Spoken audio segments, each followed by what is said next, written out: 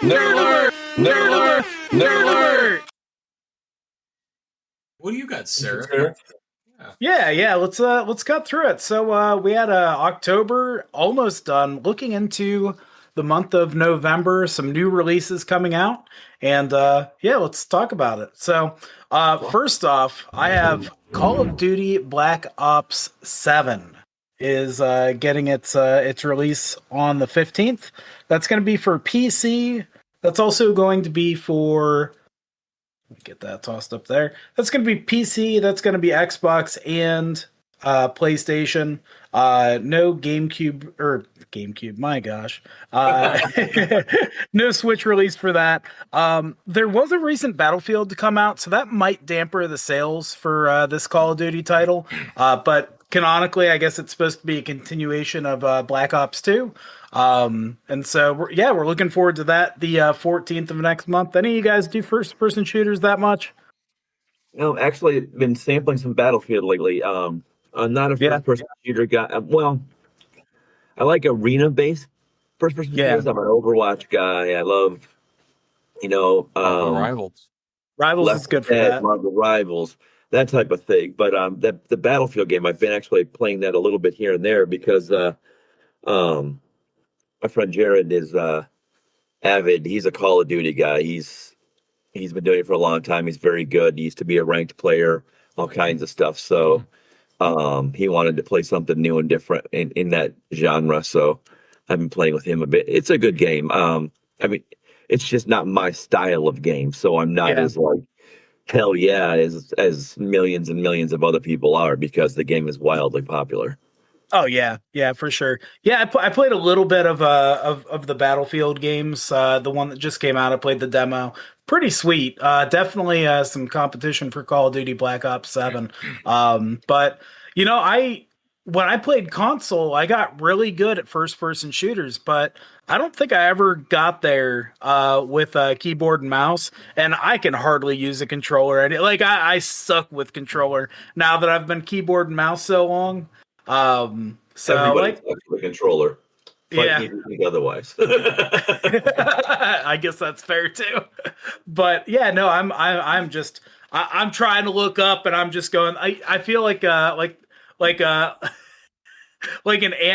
uncle trying to play this freaking game. Like, oh, how's this thing work here, Billy? Just awful. That's how I feel playing on the keyboard and mouse. Yeah. Right. Well, I was playing in an Overwatch tournament a few years ago, and the one group that showed up, everybody brings their own PCs for the tournament, or brings their own systems, and you set them up. And the one group that showed up bring these computers in, they set them up. They're all younger guys. It looks like it's going to be a really competitive team, and every one of them pulls a controller out of their bag to hook to their PC. in an FPS. Needless to say, they must play cross-platform against other platformers, because they got absolutely destroyed in every single situation. I believe it. There's no aim assist for your controller on PC. Oh no. Yeah. Oh man. Ugh, but yeah, so that's COD 7 coming out November 14th. We got to give our Switch fans, our Nintendo fanboys, some love here. So we have Hyrule Warriors November 6th coming out. It's The Age of Imprisonment is the new game. It is Switch 2 exclusive. So you can only get this game if you have the Switch 2, gamers. The first Hyrule Warriors was actually pretty well regarded as far as the Zelda franchise goes, and was pretty successful for a kind of an offshoot of a main franchise. So I'm looking forward to seeing how this goes.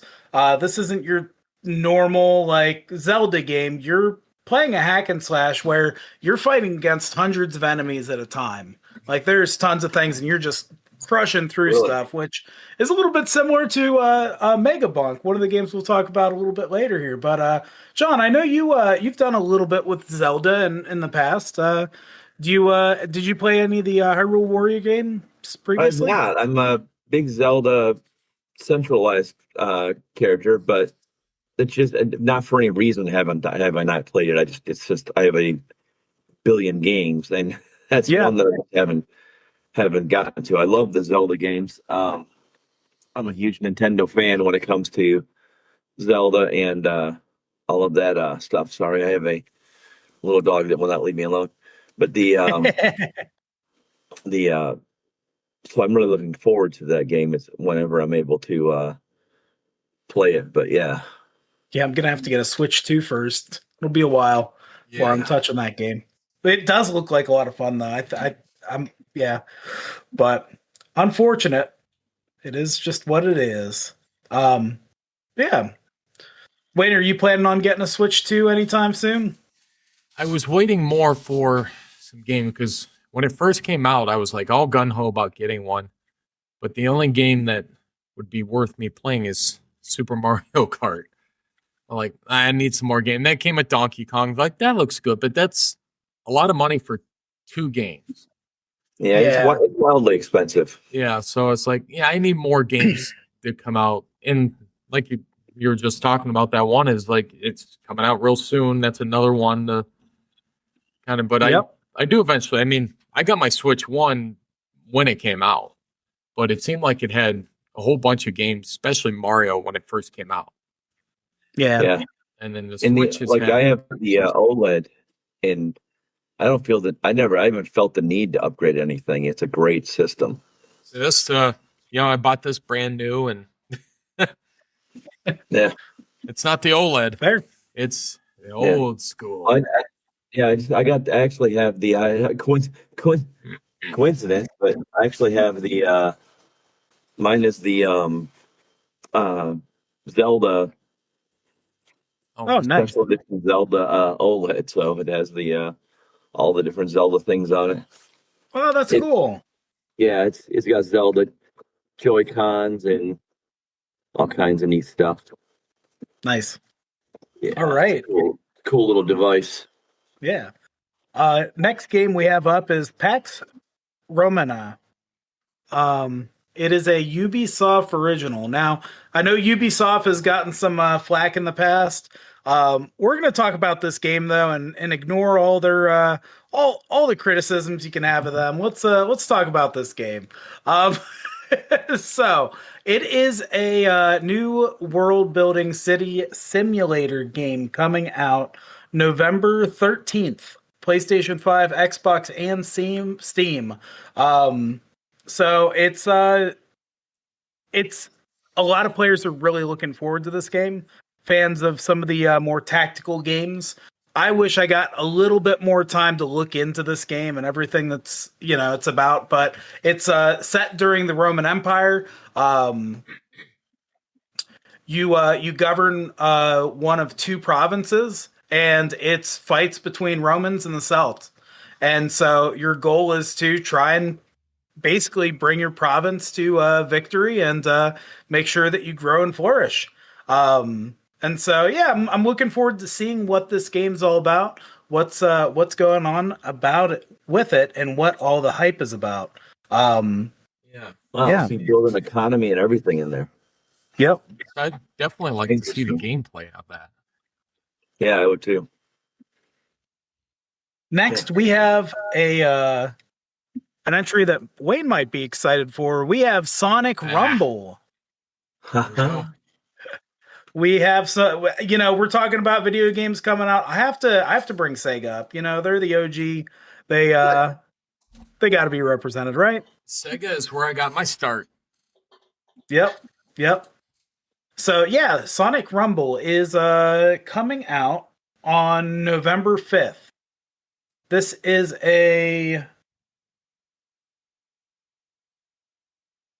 you are going to have the chance between 32 or wait, I'm sorry. You have 32 players will compete across a series of stages while utilizing iconic characters from the franchise. It has Fall Guys vibes. Have you guys ever played Fall Guys? I have not. All right, so Fall Guys is freaking fun. You guys need to get on that. So Fall Guys, it's a very childish game, but you have all these little bean guys that run out, and you try and go through this little obstacle track and get to the end, and half the players are eliminated. So it starts with like 40 players, then you go to 20, 10, and it's just like a different leveled waves of just little fun little challenges and whatnot. But essentially, Sonic Rumble is taking that and using Sonic characters. So there's like survival levels where you try and avoid elimination, standard stuff like just running around, trying to be the first one to get to a spot, or not the last group to get to the spot, to the goal point, and then also ring battles, which is pretty fitting for a Sonic game where your squad is fighting to collect rings on a map or whatnot. Hey, everyone, stay the fuck. And so it looks like it's going to be cool. It's focused on PvP. There is a co-op aspect of the game as well, so you can play in a party with your friends and try and beat the other 32 players that are playing their favorite Sonic characters as well. That's interesting. I'm excited for that now, because you're talking about Fall Guys, and when you described the game, so I enjoy Smosh and Smosh games, and they were they played that game quite a bit, and I just forgot the name of the game because I hadn't played it myself. That game's hilarious, and in the Sonic world, that could really be funny. Fall Guys is so fun, and you can like grab people, and after you get your character past to the finish line, you get to watch the other players play, and some of them are just so hopeless with their platforming. You feel bad for them, and like if you're with a group of, because I always, whenever I play Fall Guys, it's usually with 2 or 3 people. Because it's fun to play in a group with that game. You're just all like, oh, look at this blue guy over here. He's trying to get up the building, but he can't do it. It's a fun little That's party a Switch game, right? Fall Guys is on Switch. It's also on Steam, and it might be PlayStation, Xbox. It's a pretty popular one. They have, I think it's free too, but you can like buy skins and stuff. I think it's free on the Epic Store. I got you. Oh, Epic Store. Don't get me started. Yeah. All right. That's cool, bro. Are there 32 Sonic characters? No. Well, no. I can think of like I think even if all the cartoons, because some of the cartoons made up different characters, but I still don't think there's 32 of them.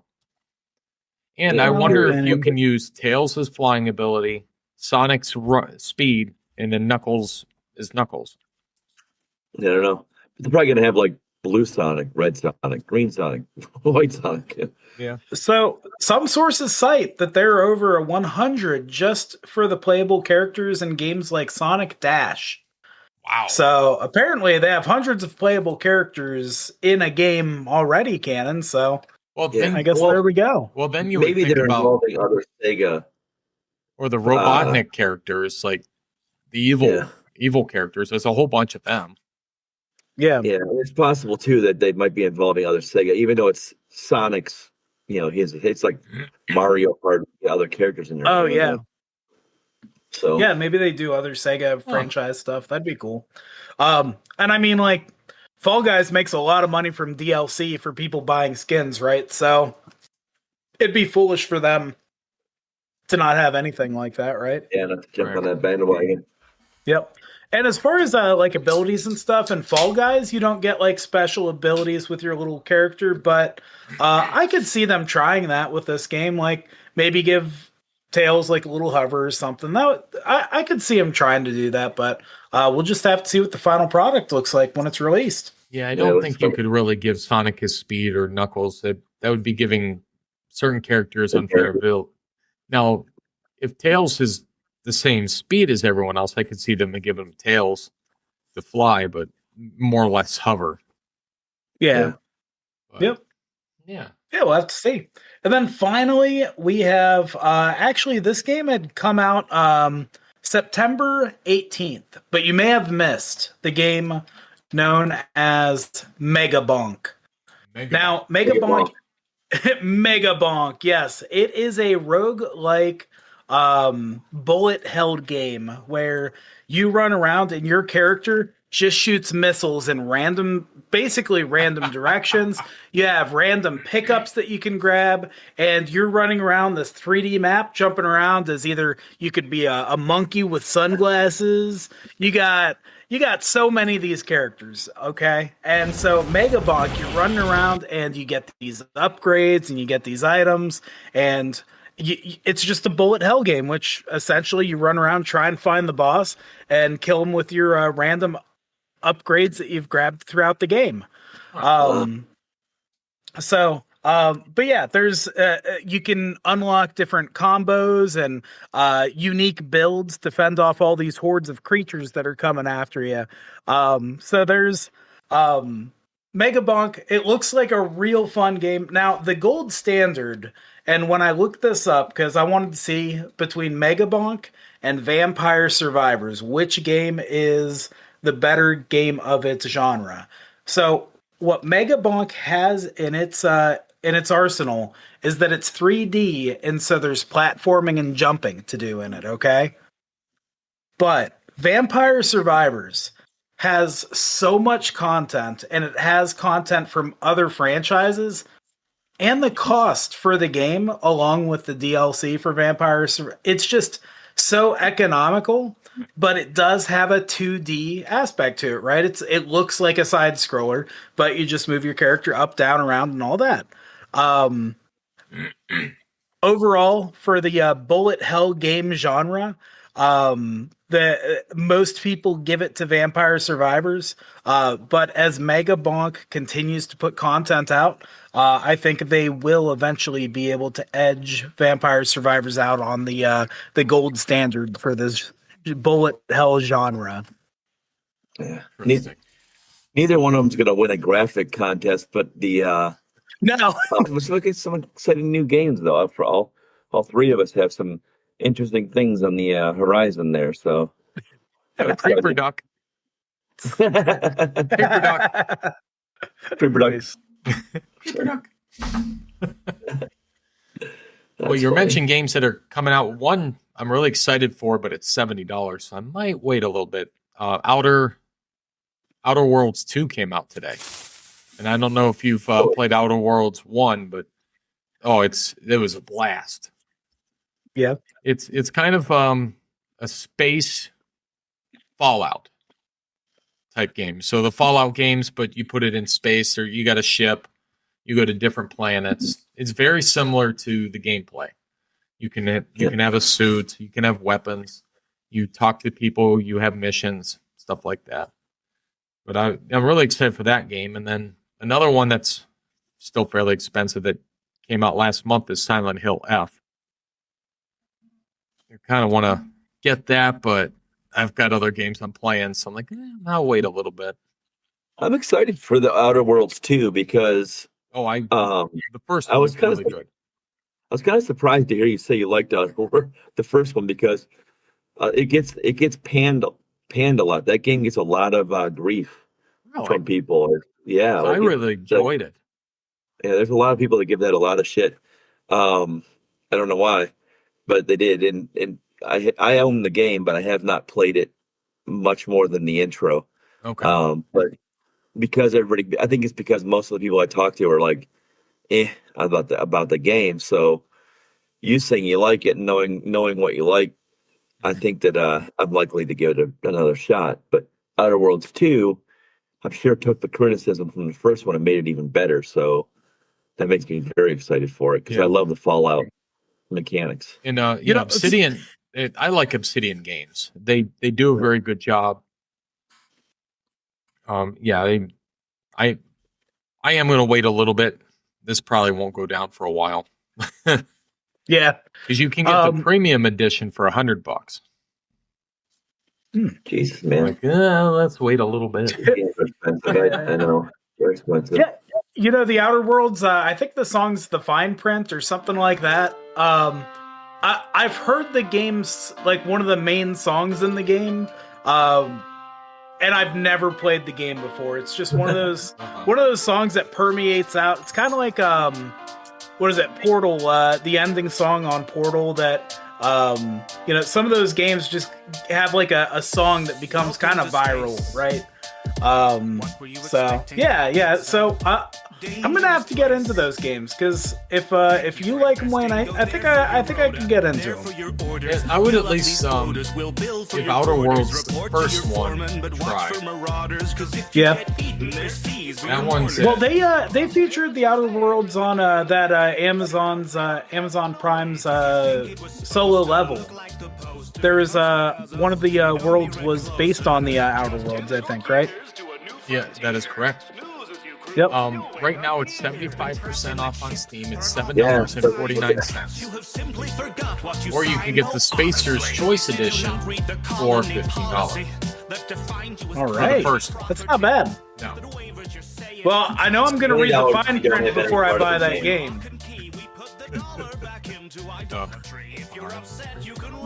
The Spacer's Choice upgrade gives you everything. Looks like it, yes. I don't have that. I just have a regular hood. Well, that's why it's only $15 for you, because it's actually $20. It's 1931, but you own the base game, so it decreases They give you a little discount by the base game. And, the sale ends November 3rd. All right. Go get Outer World. There's time. Very cool. Anything for the good of order, nerds? I think I've cut through everything I have to talk about. Yeah. I'm gonna say it again. Dispatch, try it. It's fantastic. You will love it. Everybody. Dispatch sounds awesome. Voyager sounds awesome. Good stuff, guys. Yeah, All right. Well, that's been a good powwow, guys. Everybody, thanks for viewing on Twitch. Thanks for coming to see us on YouTube. Listen to us wherever you listen to your podcast. Guys, this is the Nerd Powwow signing out. We'll catch you guys later. Bye. Night, folks. Cripper Duck.